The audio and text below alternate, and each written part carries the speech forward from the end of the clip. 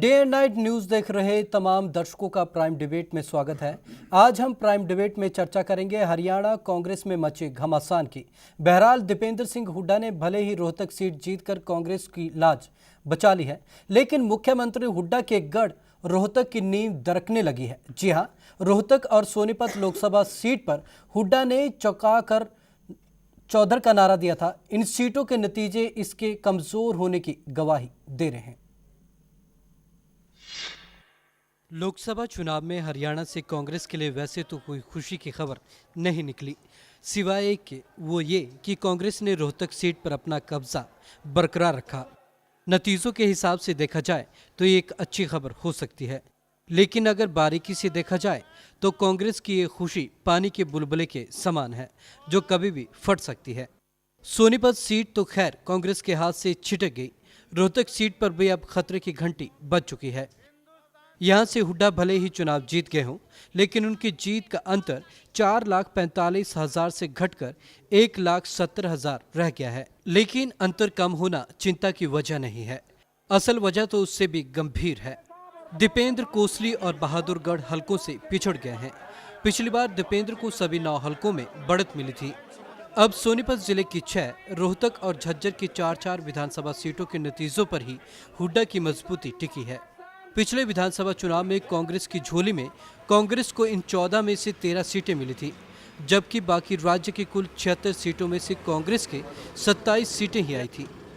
मौजूदा लोकसभा चुनाव में कांग्रेस इन 14 में से 3 पर हार गई, जबकि सोनीपत की 6 में से गोहाना को छोड़कर बाकी 5 हलकों में कांग्रेस को पिछले चुनाव की तुलना में कम वोट मिले हैं। हुड्डा का गढ़ भेदने के लिए बीजेपी ने पूरी रणनीति के साथ काम किया।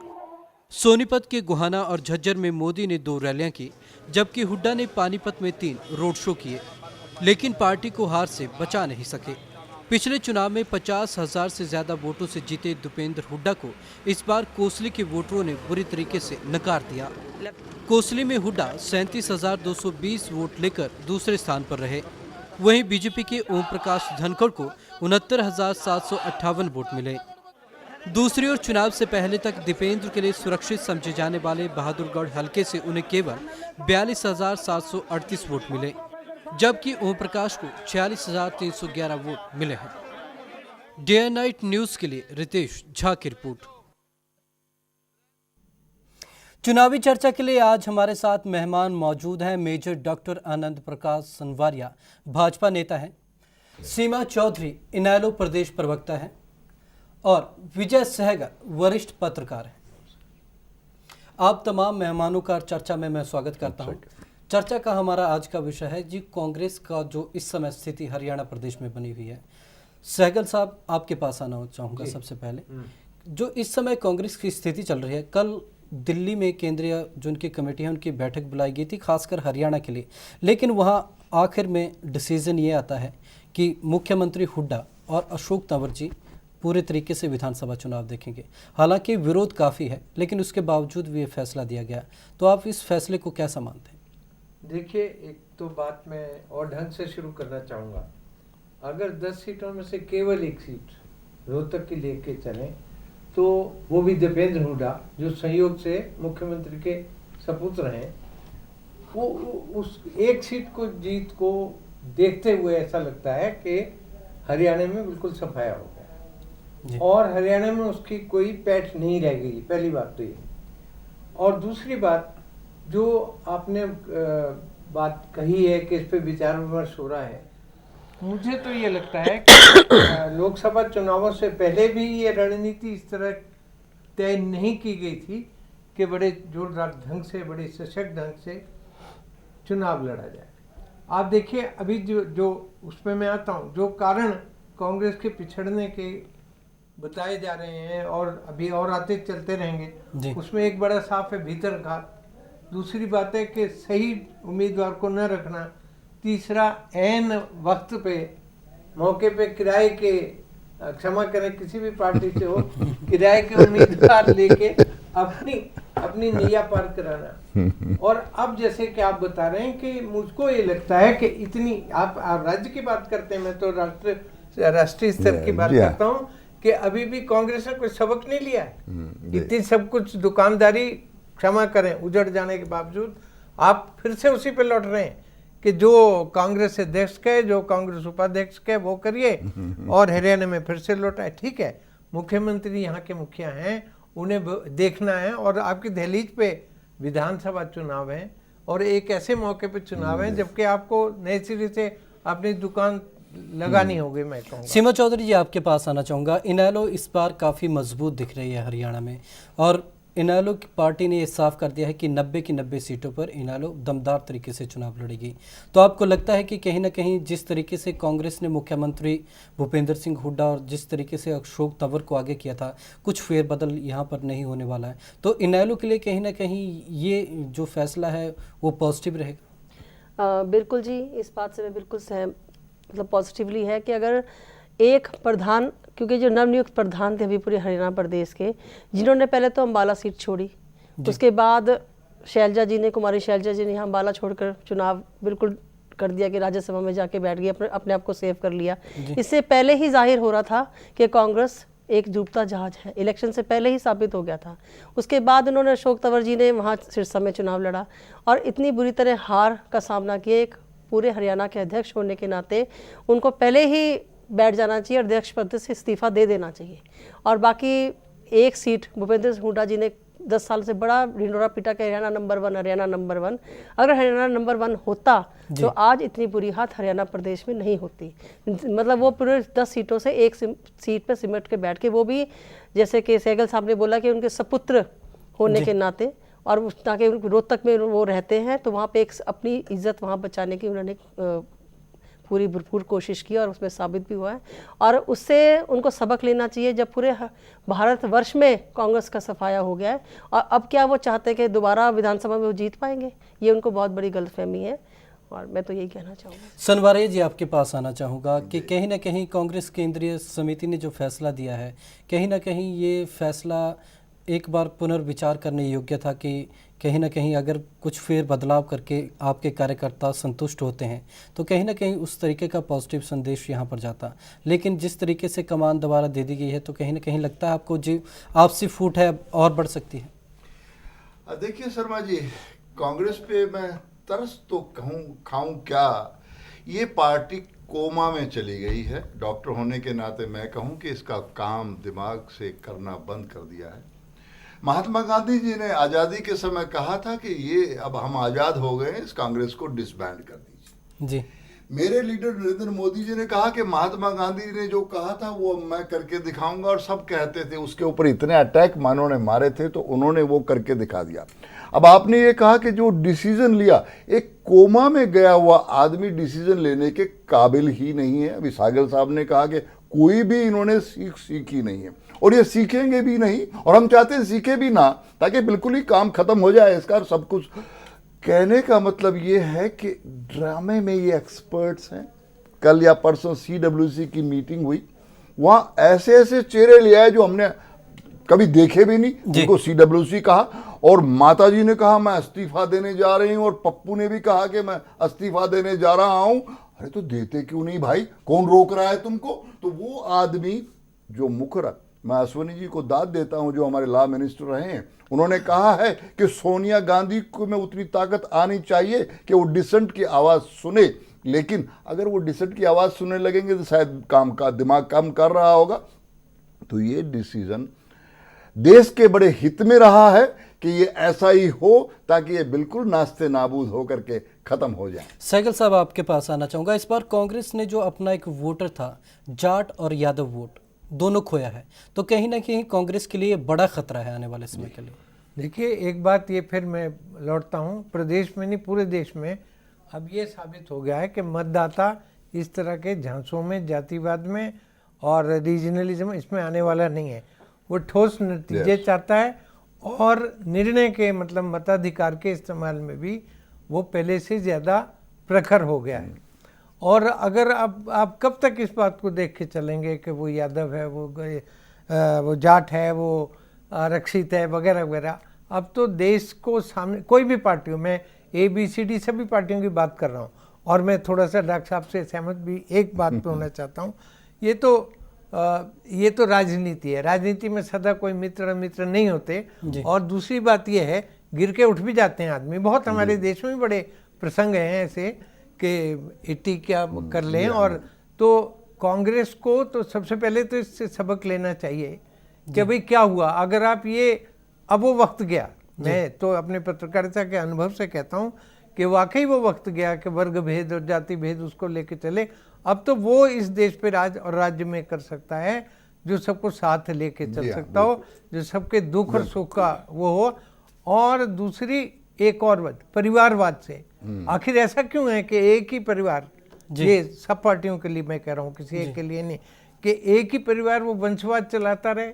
ये तो एक तरह का आज की डेमोक्रेसी में लोकतंत्र सामंतवाद की पुनरावृत्ति है। तो let us have new faces. अब जैसे हमें गर्व है इस बात का भाई। सीमा चौधरी जी, आपके पास आना चाहूँगा। हरियाणा कांग्रेस सरकार ने जिस तरीके की योजनाएं चलाई थी, कहीं ना कहीं योजनाओं का जो उनका पिछली घोषणाएं थी खरा नहीं उतर पाए हैं। बिल्कुल, वो घोषणाएं तो एक घोषणा थी, क्योंकि उनको पता था एमपी का इलेक्शन सिर पे है, कि भोली भाली जनता को शायद उनको गलतफहमी थी कि अभी भी जनता उनकी बातों में आ जाएगी। और उन्हें एंड में रैलियों में बड़ी बड़ी घोषणाएं की। जैसे सबसे बड़ी घोषणा तो सेंटर की सरकार ने फूड बिल की जी। फूड बिल कह के हमने लोगों को खाने का, भोजन का एक अधिकार दिया। अगर अधिकार देना होता तो पीले राशन कार्ड ही क्यों काटते हैं लोग। आज आप देखो पूरे गाँव में और कॉलोनियों में आज सिर्फ पीले राशन कार्ड को लेकर लोग त्राही त्राही कर रहे हैं। और वो क्या है कि फूड बिल का दोबारा सर्वे हो रहा है, दोबारा बेचारा लोग अपने खाने के लिए भीख मांग रहे हैं। और वो उसमें भी क्या हो रहा है कि जो सर्वे में आधे लोग रह गए, आधे नहीं रह गए। तो उस बात का उनको बिल्कुल नेगेटिव ये चीज़ गई है। लोग बहुत ज़्यादा पेंशन के लिए जिन्होंने अब वो कर दिया कि जाके बैंकों से लो। अब जो गांव में लोग रह रहे हैं वो कहाँ बैंक जाएंगे। बुजुर्ग लोग जो कहीं अपाहिज हैं, कई बुजुर्ग हैं, वो लोग बेड से नहीं हिल सकते, वो बैंक जाके कैसे लेंगे अपने। तो मतलब ऐसी ऐसी दिक्कतें इन्होंने जो घोषणाएं की है वो इनके सब बिल्कुल खिलाफ गई है। और लोग अब बहुत जनता समझदार होगी, क्योंकि 10 साल अगर करना होता 10 साल क्यों नहीं पहले क्यों नहीं जागे ये लोग, तो इनको कोई। जी, सनवारिया जी, आपके पास आना चाहूँगा। नरेंद्र मोदी मैनेजमेंट में काफ़ी अच्छे माने जाते हैं, तो कहीं ना कहीं लोगों को एक उम्मीद है कि पूरे देश के लिए एक मॉडल लेके आएंगे। तो आपको लगता है कि हरियाणा में उस तरीके का मॉडल या पकड़ बना पाएंगे नरेंद्र मोदी? जी हाँ शर्मा जी, मैंने आपको याद होगा 2-4 दिन पहले इसी स्टूडियो में बात किया था कि जो गुजरात का मॉडल है उसको थोड़ा मॉडिफाई करके सब जगह लगाएंगे। और नरेंद्र मोदी जी और उसकी कैबिनेट जो अभी बनने वाली है 26 तारीख को ही, उनके एजेंडे के 9 पॉइंट्स आ चुके हैं और उसमें हरियाणा भी उसी तरह से इफेक्टिव है। मैं आपका ध्यान दिलाना चाहता हूं कि जब हमने पहली डिफेंस रैली की थी रेवाड़ी के बीच में, और उसका श्रेय हमारे पप्पू शहजादा जी ने ले लिया था कि फौजियों के पेंशन के बारे में, कैसा ढकोसला, किस तरह से बेवकूफ़ बनाया उन्होंने हम सब फौजियों को। हरियाणा में बहुत ही सारे फौजी हैं हम लोग, हर एक दूसरे घर में फौजी होता है। तो अब वो सारी उसकी टाइम फीस होगी। जैसे मेरी बहन ने बताया फूड सिक्योरिटी के बारे में, अरे कहाँ से, तुम्हारे पास उतना अनाज तो है नहीं, फूड सिक्योरिटी की बात कर रहे हैं, और कार्ड लेके घूम रहे हैं, दर से दर बदकार कर रहे हैं। अब जनता बेवकूफ़ बनने वालों में से नहीं है। और नरेंद्र मोदी जी का जो मैनेजमेंट का मामला है, ही बिलीव्स इन कि वो मैनेजमेंट एक एक्सपर्ट लोगों के हाथ में। अपने विरोधियों को क्या सलाह देना चाहेंगे आप कि उनकी स्थिति सुधर सके? मैं तो ये कह रहा हूँ कि भगवान इनको बचा नहीं सकता। अब तो ये है कि निर्णय ऐसे ही लेते रहो। और मैं ये आज भविष्यवाणी आपको कर देता हूँ अक्टूबर की, कि कांग्रेस हरियाणा में 90 सीट में दिहाई का आंकड़ा नहीं पकड़ पाएगी। विजय सहगल जी, आप क्या मानते हैं, कांग्रेस के क्या ऐसे मुख्य कारण रहे हैं कि आज उनका वोट बैंक इतना गिरा है? देखिए, एक तो मुझको लगता है कि नेतृत्व का संकट। आप देखिए, पूरे, मैं मुख्यमंत्री पे कोई आक्षेप नहीं लगा रहा हूँ जी, पूरे प्रचार में, पूरे समय में स्टार प्रचारक कौन थे? केवल हुड्डा जी। उसका असर रहा जितना रहा, लोगों ने बड़ी तारीफ करी है। दूसरी बात यह कि उससे पहले कई बड़े नेता छिटक गए आपसे जी। अब मैं बात करता हूँ गुड़गांव की, राव साहब की बात करता हूँ, राव इंद्रजीत जी। अब वो इतनी पुरानी शख्सियत जिसने सारी जिंदगी आधा से ज्यादा समय कांग्रेस से लगा दिया, उनको आपने दरकिनार कर दिया जी। और दूसरी ने, भाजपा ने हाथों हाथ उनको संभाल लिया, अब वो जीते हैं जी। और इसी तरह आप देखिए, हमारी बहन यहाँ की बात कर रहे थे हम, अम्बाला की, अम्बाला में कितनी बेचारगी रही लीडरशिप के साथ। हाँ, लीडरशिप भी और कैंडिडेटशिप भी। विनोद शर्मा का नाम आया, विनोद शर्मा इधर उधर हो गए, और इनको तो शैलजा जी को जो है पहले ही राज्यसभा में आपने शैलजा अकलमंद भेज रहेगी, दिया। वरना तो हार जाती। भेज दिया। लेकिन ये नहीं देखा गया शैलजा बराबर, मैं निजी तौर पे जानता हूँ कि वो बराबर ये आरोप लगाती रही कि मेरे इलाके में तरक्की नहीं हुई है। तरक्की होती तो केवल एक क्षेत्र की होती है, कई चीज़ें धरी की धरी रह गई, I can't go to my people. तो ऐसे में ये कई चीज़ें हुई हैं। अगर इनको वाकई सुधरना है तो सबसे पहले बड़ी सख्ती से अपना मूल्यांकन करना और अपने भीतर झांकना होगा। समय बड़ा कम है, बहुत कम समय नहीं है। कुछ लोगों को मैं कहते सुनता हूँ कि जी पार्लियामेंट के इलेक्शंस और विधानसभा के इलेक्शन में डिफरेंट है। नहीं डिफरेंट। अब आप तो आप मतदाता जाग चुका है, वो जानता है कहाँ मेरा भला है, कहाँ मेरा नुकसान है। आप देखिए वो नोटा लगा इस बार, नोटा का रिकॉर्ड है। नोटा ने, बड़ी अच्छी बात है, नोटा का मतलब कि ना किसी को भी आपने नहीं चुनना, तो लोग जागरूक हो गए। तो अगर वाकई कांग्रेस इससे उभरना चाहते तो उभर भी सकती है, लेकिन आपको आत्मविश्लेषण करके देखना पड़ेगा कौन कहाँ है, कैसे है, किसको आगे लाया जाए। अगर आपने अभी 2 दिन पहले वो आपके फरीदाबाद के जो इनके जो लीडर रहे हैं, हाँ नहीं, इनके कांग्रेस के जी, तो वो कह रहे हैं कि भडाना साहब, अवतार सिंह भडाना कितनी मजबूत होगा बेसा। वो कहता है मेरे ही लोगों ने मुझको हराया है कि आप पहले इनका हिसाब करो, फिर मैं अगली बात करूंगा। तो ऐसे में अगर आप भीतर घात या अपनी जड़ें, मैं नहीं समझता क्या किस नीति पे चल रहे हैं, और एक मजबूत नेता, हाँ ठीक है, हुड्डा भी उसका नेतृत्व दे सकते हैं।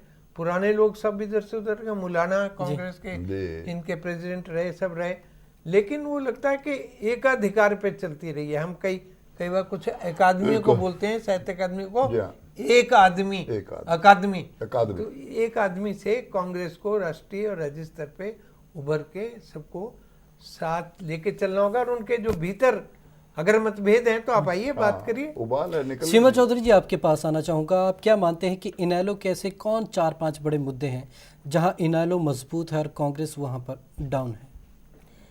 सबसे बड़ा मुद्दा तो ये है जी कि हमारे ताऊ देवीलाल जी, जो कि हमारे इसके हरियाणा के निर्माता थे, उनकी एक नीति थी कि वो हर गांव में जाके चौपालों में एक आम जनता से जुड़ के रहते थे। एक आम जनता के, किसानों को दुख दर्द उनको अच्छे भले पता था।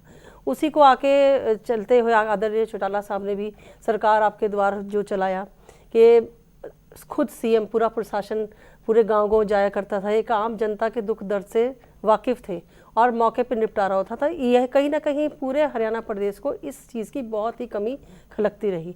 अगर मैं पंचकुला पूरे अम्बाला कॉन्स्टिट्यूंसी की बात करूं तो मैं पहले भी कई बार बोल चुकी हूँ कि इस पूरे अम्बाला कॉन्स्टिट्यूंसी में मुझे नहीं लगता कि पूरे 10 सालों में कोई भी नई स्कीम चली है। अब पंचकुला के मैं सिर्फ 2 एग्जाम्पल देना चाहूँगी कि अगर बात ये करते हैं महिलाओं की, हमने ये किया कि सिर्फ एकमात्र महिला कॉलेज जो कि सेक्टर 14 में स्थापित है, वो आदरणीय इंटरनेशनल लोकदल पार्टी के चौटाला साहब ने वहाँ खोला। और एक स्कूल है 15 सेक्टर में, वो भी लड़कियों का, वो भी 14 सेक्टर में खोला गया। और गोल्फ जो कि शहर को, एक हमारा जो पंचकुला शहर है वो पढ़े लिखे लोगों का है और बड़े सिविलियंस और डिफेंस जो वहाँ पे बहुत तादाद में रहता है, तो उनका एक अच्छा सा गोल्फ स्तर का उनको देने का वहाँ काम किया, जिसके अलावा चंडीगढ़ से भी लोग वहाँ गोल्फ खेले जाते हैं। और एक स्टेडियम, इंटरनेशनल स्टेडियम सर ताऊ देवीलाल जी के नाम। सनवारिया जी, आपसे संक्षेप में जानना चाहूँगा, आप क्या अपने दोस्तों को सलाह देना चाहेंगे संक्षेप में?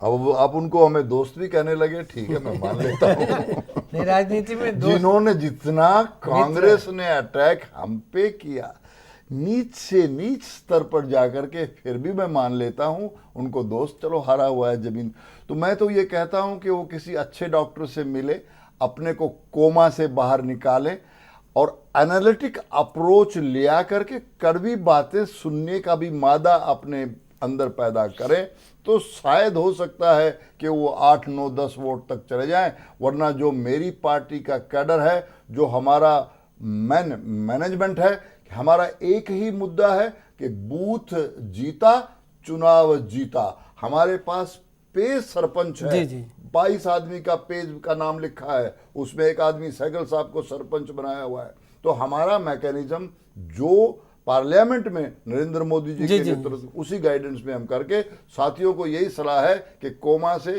किसी अच्छे डॉक्टर से इलाज चलिए कराएं। तमाम मेहमानों को आपका हमारी प्राइम डिबेट में जुड़ने के लिए बहुत बहुत स्वागत। तो ये था आज का हमारा प्राइम डिबेट। अब कांग्रेस आगे क्या रणनीति अपनाती है यह तो आने वाला समय ही बताएगा। विवेक शर्मा को दीजिए इजाजत, नमस्कार। खबरों की दुनिया में आइए, हमारे साथ कहीं भी और कभी भी जुड़िए। हम मिलेंगे फेसबुक पर, हम दिखेंगे यूट्यूब पर, हमें फॉलो कीजिए ट्विटर पर। खबरों के साथ बने रहिए रात दिन।